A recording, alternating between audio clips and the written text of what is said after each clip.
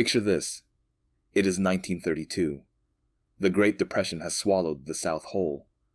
Families are surviving on less than $1 a day. Meat is a memory. Sugar is a luxury. And yet somehow, mothers were still feeding their children. Not with abundance, with ingenuity. They reached into gardens, foraged from roadsides, scraped the last traces from cast iron pans, and turned what most people would throw away into meals that kept entire families alive. Here is where things get personal, because these weren't just poor people making do. These were brilliant, resourceful human beings practicing a form of quiet genius that modern America has almost completely forgotten. Today, we are counting down 25 forgotten poor man Southern meals that once filled empty stomachs and warmed cold homes. Meals that have nearly vanished, not just from our kitchens, but from our memory. Stay with us until the end, because the simplest meal on this list might completely change the way you think about food, family, and what we've lost along the way. We begin at number 25 with something called hoe cakes, and no, that's not a misprint. These were simple cornmeal cakes cooked directly on the flat blade of a farming hoe, held over an open fire.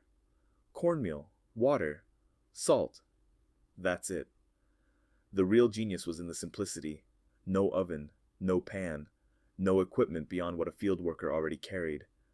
Imagine a mother standing at the edge of a fire, flipping bread on a farm tool while her children wait nearby, barefoot in the dirt, watching with patient, hungry eyes.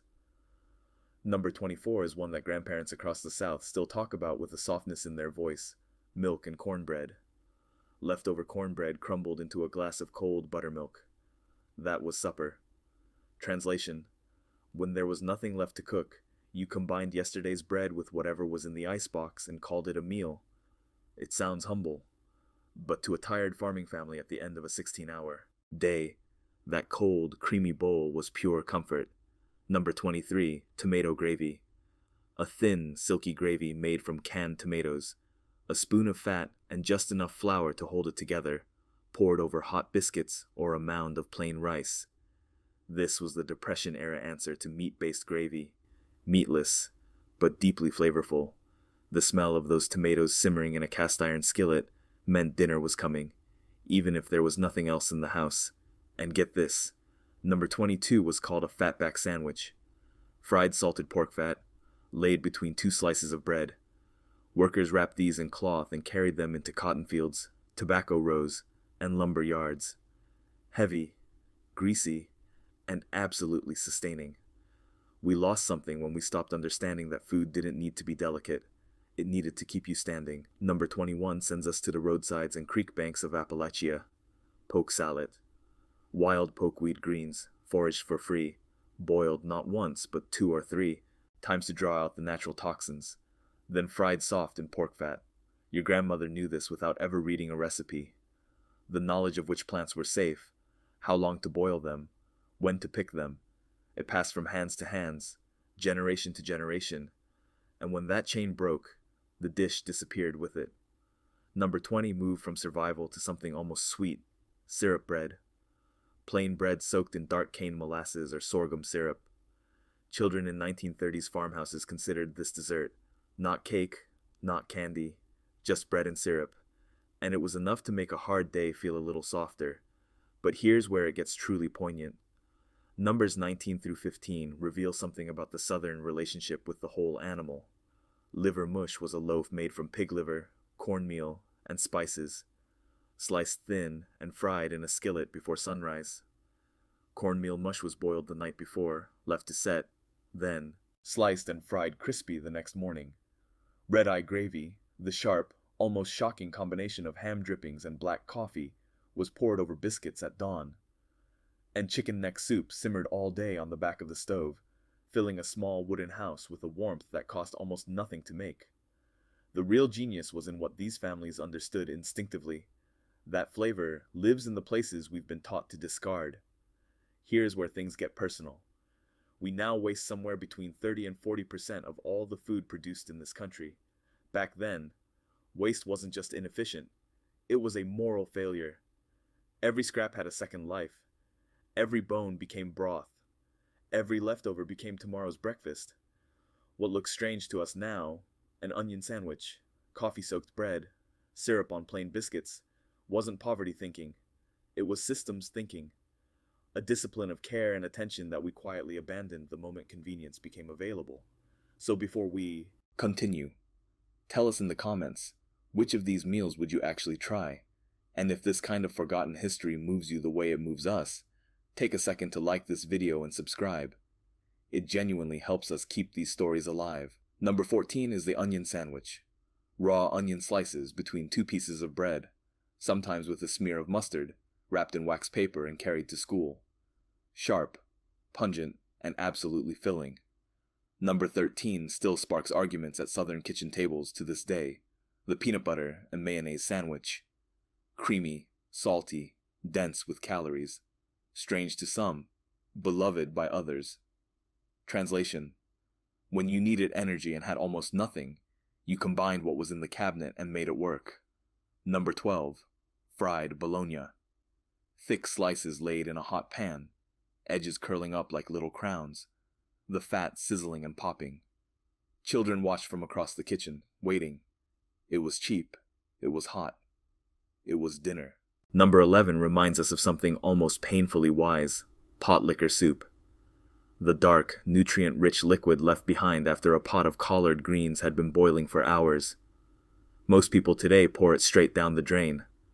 But your great-grandmother called that liquid strength.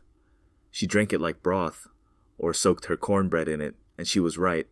Modern nutritionists have confirmed it's packed with iron, calcium, and vitamins. We lost something when we stopped paying attention to the water our greens cooked in.